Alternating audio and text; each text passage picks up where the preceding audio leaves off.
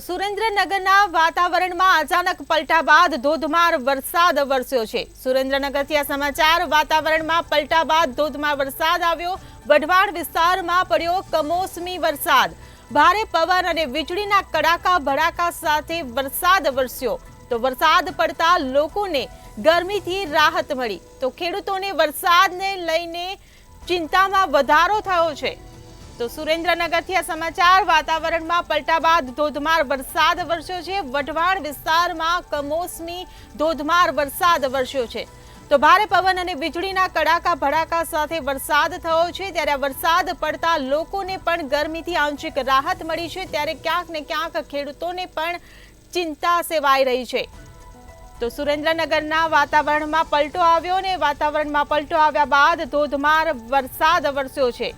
તો ભારે પવન અને વીજળીના કડાકા ભડાકા સાથે વરસાદ વરસ્યો છે। વરસાદ પડતા લોકોને ગરમીથી આંશિક રાહત મળી છે। તો પાકને લઈને ખેડૂતોમાં પણ ચિંતા જોવા મળી રહી છે।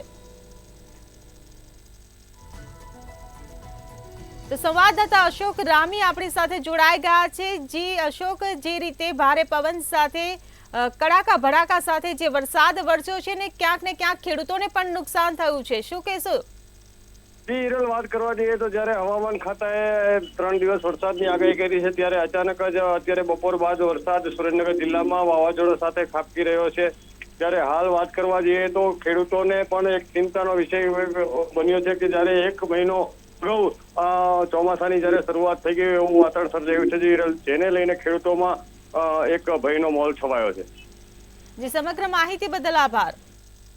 તો સુરેન્દ્રનગર વાતાવરણમાં પલટા બાદ ધોધમાર વરસાદ વરસ્યો છે। વઢવાણ વિસ્તારમાં કમોસમી ધોધમાર વરસાદ વરસ્યો છે।